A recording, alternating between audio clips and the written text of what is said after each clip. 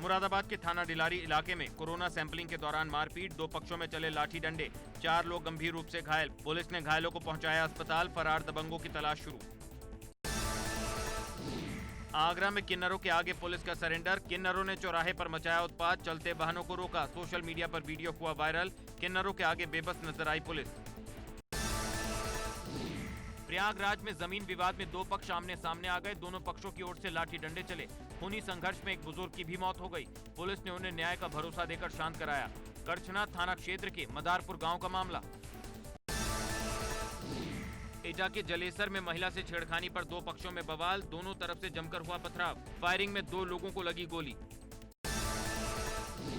टनकपुर में सभासद के पति के पीछे लोगों के दौड़ने का एक वीडियो वायरल हो रहा है, जिसमें कुछ लोग उनके पीछे दौड़ते दिख रहे हैं। दरअसल सभासद के पति लोगों को समझाने पहुंचे थे। कंटेनमेंट जोन में सुविधाएं नहीं मिलने से लोग नाराज हैं। पुलिस ने कई लोगों के खिलाफ एफआईआर दर्ज की है। खटीमा में कांग्रेस कार्यकर्ताओं के साथ प्रशासन की नोकझोंक हुई। मौत के बाद कोरोना पॉजिटिव शख्स की रिपोर्ट आई नेगेटिव। मृतक के परिजनों से मिलने पहुंचे थे कांग्रेस कार्यकर्ता।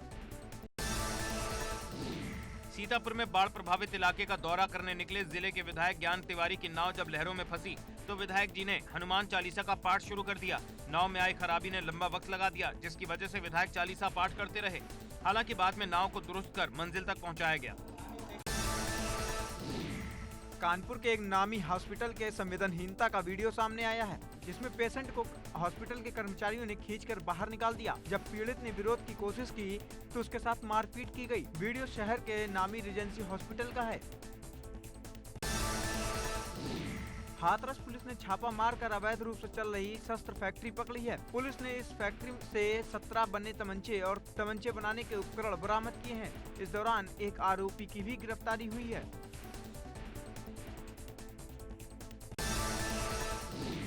नोएडा में सफाई कर्मियों ने फिर से प्रदर्शन शुरू कर दिया है। छुट्टी और वेतन बढ़ोतरी की मांग को लेकर प्रदर्शन किया गया। मौके पर पहुंची पुलिस ने प्रदर्शनकारियों को प्राधिकरण दफ्तर भेज दिया है। मुरादाबाद में सीबीआई टीम ने छापा मारकर प्रथमा ग्रामीण बैंक के महाप्रबंधक रविकांत को 5 लाख की रिश्वत लेते गिरफ्तार किया है। एक रिकवरी एजेंसी से 5 लाख रुपए की मांग की गई थी, जिसने सीबीआई से शिकायत कर दी। रुड़की और लक्सर को जोड़ने वाला हाईवे खस्ता हालत में है, लेकिन बावजूद इसको लेकर सियासत की जा रही है। करीब 22 किलोमीटर लंबे हाईवे की हालत एकदम खराब हो चुकी है, लेकिन मरम्मत का काम नहीं किया जा रहा है। बोर्ड ऑफ गवर्नेंस की तरफ से उत्तराखंड एनआईटी के अस्थायी कैंपस के निर्माण के लिए हरी झंडी मिल गई है। 78 करोड़ 81 लाख रुपए की लागत से अस्थायी कैंपस का निर्माण किया जाएगा। अस्थायी परिसर का निर्माण श्रीनगर में रेशम फार्म की भूमि पर ही होगा। आजमगढ़ मुबारकपुर थाना क्षेत्र खालसा गांव में एक युवती का शव पोखरी में मिला। शव मिलने के बाद गांव में सनसनी फैल गई। मौके पर पहुंची पुलिस मामले को प्रेम प्रसंग में खुदकुशी का बता रही है, जबकि परिजनों ने लड़की की रेप के बाद हत्या का आरोप लगाते हुए जमकर हंगामा किया। आगरा में नवनियुक्त नगर आयुक्त ने नगर निगम में फैले भ्रष्टाचार की जड़ों को खोदना शुरू कर दिया है। पूर्व नगर आयुक्त के समय में नियमों की अनदेखी कर बनाए गए पीए को बाहर कर दिया है। साथ ही कई अन्य जांचों के आदेश दिए गए। नेपाल से छोड़े गए पानी से बहराइच जिले में घाघरा नदी उफान पर, 3 तहसीलों में बाढ़ से भारी तबाही, 1 दर्जन से ज्यादा गांवों से संपर्क टूटा।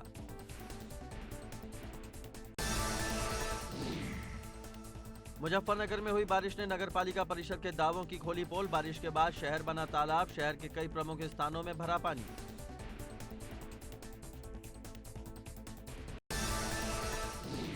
दिल्ली एनसीआर में मूसलाधार बारिश से बिगड़े हालात, निचले इलाकों में भरा पानी, लोगों को करना पड़ रहा है मुसीबतों का सामना। श्रावस्ती में राप्ती नदी का रौद्र रूप देखने को मिल रहा है। जिले में भारी कटान से कई गांव में पानी घुसने लगा है। बाढ़ की वजह से कई लोगों के मकान पानी में डूब गए हैं, तो बची खुची जमीन भी राप्ती में समाने लगी है। प्रयागराज में गंगा और यमुना दोनों ही नदियों का जलस्तर एक बार फिर बढ़ने लगा है। दोनों नदियां आधा सेंटीमीटर प्रति घंटे की रफ्तार से बढ़ रही हैं। बढ़ते जलस्तर की वजह से पक्के घाटों और संगम जाने वाले रास्तों पर पानी भरने लगा है। वाराणसी में गंगा का उफान जारी है। 1 सेंटीमीटर बढ़ रहे गंगा के जलस्तर ने घाट की सीढ़ियों को पूरी तरह अपने आगोश में ले लिया है, जिसकी वजह से वाराणसी के ऐसे घाटों का एक दूसरे से संपर्क खत्म हो रहा है। बहराइच में घाघरा नदी से सटे इलाके में जलस्तर बढ़ने से बाढ़ जैसे हालात हो गए हैं। नेपाल ने बारिश के पानी को अपने डैम से छोड़ दिया है, जिसकी वजह से तराई इलाकों में हालात बहुत गंभीर हो गए हैं। करीब 80 गांव बाढ़ की चपेट में हैं। छत्तीसगढ़ के बिलासपुर में भीषण लहरों के बीच एक शख्स फंस गया था, जिसके सामने देवदूत बनकर सेना पहुंची और उसे एयरलिफ्ट कर उसकी जान बचा ली। अचानक पानी का तेज बहाव आने से वो चट्टान के बीच फंस गया था। उन्नाव में नाराज लोगों ने नगर पालिका के सामने रोड पर लगाया जाम। वार्ड 27 में जल भराव की समस्या से परेशान थे लोग। अधिकारियों के आश्वासन के बाद हटे लोग। नगर पालिका गंगा घाट के सामने का मामला। लगातार हो रही बारिश से बद्रीनाथ धाम में बढ़ा अलकनंदा का जलस्तर। नारद कुंड और गरुड़ शिला जलमग्न। प्रदेश में अगले 24 घंटे भारी बारिश का अलर्ट। अमेरिका के न्यू जर्सी में पंडित जसराज का निधन। प्रसिद्ध शास्त्रीय गायक पंडित जसराज का निधन। 90 साल की उम्र में ली अंतिम सांस। उत्तर प्रदेश सरकार में होमगार्ड मंत्री रहे चेतन चौहान का पार्थिव शरीर गढ़मुक्तेश्वर गंगा घाट पहुंचा। उन्हें राजकीय सम्मान के साथ श्रद्धांजलि दी गई। साथ ही कोविड-19 प्रोटोकॉल के तहत उनका अंतिम संस्कार किया गया। इस दौरान जिला प्रशासन सहित बीजेपी के कई नेता मौजूद रहे।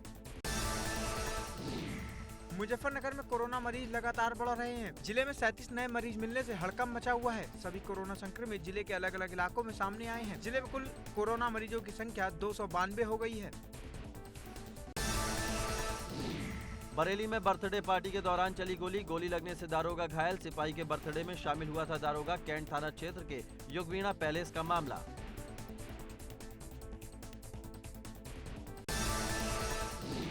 कानपुर के नौबस्ता थाना क्षेत्र में पुराने मुकदमे को लेकर दो पक्षों में जमकर हुई मारपीट। महिलाओं में कहासुनी के बाद हुई मारपीट। युवक ने महिला को दौड़ा कर पीटा। 2 महिलाएं घायल। बलरामपुर में सड़क किनारे खड़े ट्रक में घुसी स्कॉर्पियो सवार 3 लोगों की मौके पर मौत। गंभीर हालत में 2 लोगों को बहराइच रेफर किया गया। उतरौला कोतवाली के गालिबपुर की घटना। कन्नौज में बस चालक ने अपनी जान गंवाकर 55 से ज्यादा यात्रियों को बचाया। तबीयत खराब होने के एहसास पर रोकी बस रोकते ही चालक की हुई मौत। शाहगंज बस डिपो की थी रोडवेज बस। कानपुर के पनकी थाना क्षेत्र में निर्दोष युवक को पकड़ने पहुंची पुलिस का हुआ विरोध। गलती का एहसास होने पर खाली हाथ लौटे पुलिसकर्मी। पनकी थाना पुलिस का कारनामा। प्रयागराज में लॉकडाउन के दौरान दुकान बंद कराने को लेकर पुलिस से लोगों का विवाद हो गया। दुकानदारों ने जबरन दुकान बंद कराए जाने को लेकर पुलिस का वीडियो भी बनाया, जिसको लेकर पुलिसकर्मियों की दुकानदारों के साथ नोकझोंक हुई।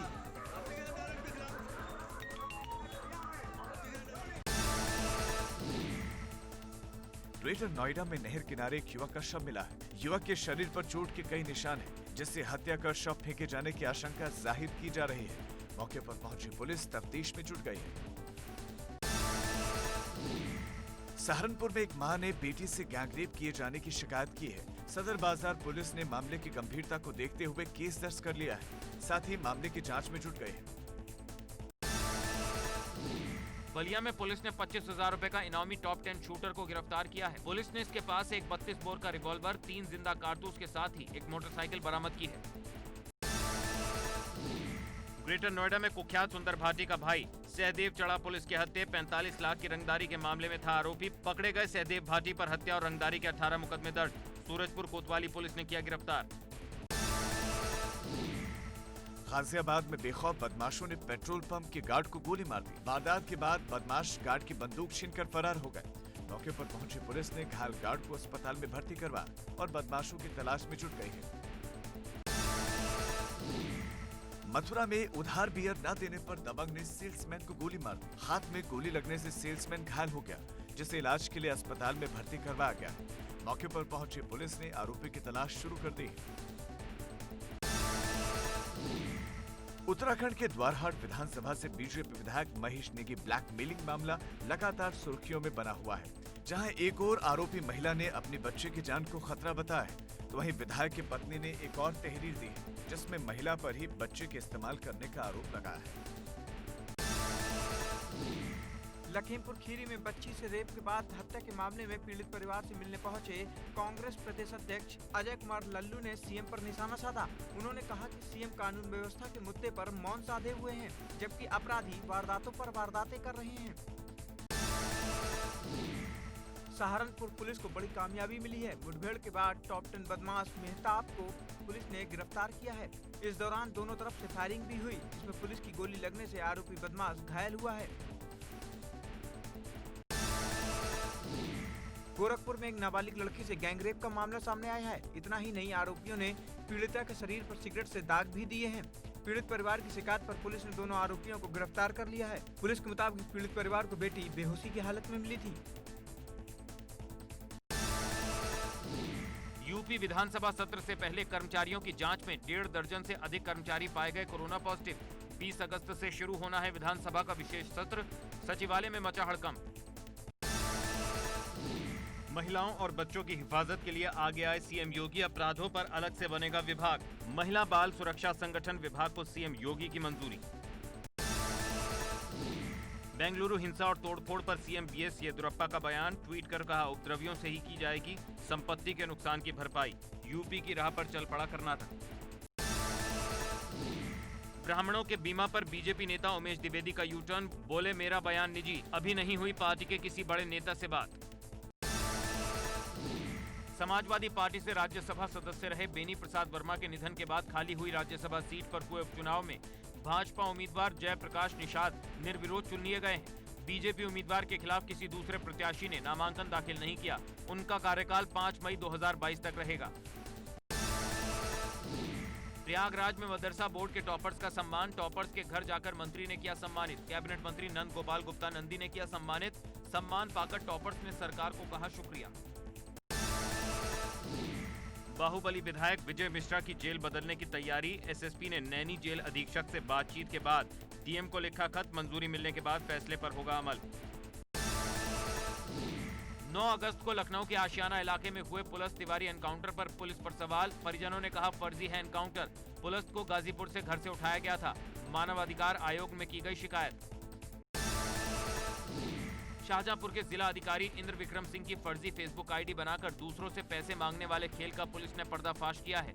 काफी दिनों से शिकायत मिल रही थी कि लॉकडाउन के बाद उत्तर प्रदेश के कई जिला अधिकारियों की फर्जी फेसबुक आईडी बनाकर लोगों से पैसे मांगे जा रहे थे। गोरखपुर क्राइम ब्रांच ने 19 नाबालिग बच्चों को किया बरामद। मानव तस्करी की आशंका, पुलिस ने 9 आरोपियों को भी किया गिरफ्तार। पश्चिमी उत्तर प्रदेश के कई शहरों में किसानों का प्रदर्शन, बकाया गन्ने के भुगतान को लेकर उठाई किसानों ने आवाज। बागपत के बड़ौत में भाकियू अध्यक्ष राकेश टिकैत ने की प्रदर्शन की अगुवाई। वाराणसी में मशहूर शहनाई वादक स्वर्गीय बिस्मिल्लाह खां की प्रॉपर्टी पर विवाद, बेटी ने जताई बिल्डरों के कब्जा करने की आशंका, जिला अधिकारी से लगाई गुहार। हरिद्वार की बिल्केश्वर कॉलोनी में जंगली हाथी के घुसने से लोगों में दहशत, सीसीटीवी फुटेज में हाथी कॉलोनी में घुस रहा है। ये कॉलोनी मनसा देवी मंदिर के पर्वत शिवालिक नगर जंगल के पास है।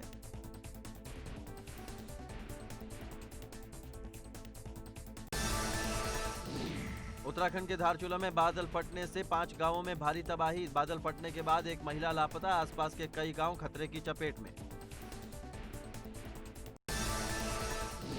उत्तराखंड से लगते पिथौरागढ़ धारचूला बॉर्डर पर एक बार फिर से हलचल बढ़ गई है। धारचूला से लगते बॉर्डर पर नेपाल सशस्त्र प्रहरी बल के जवानों की मूवमेंट बढ़ गई है।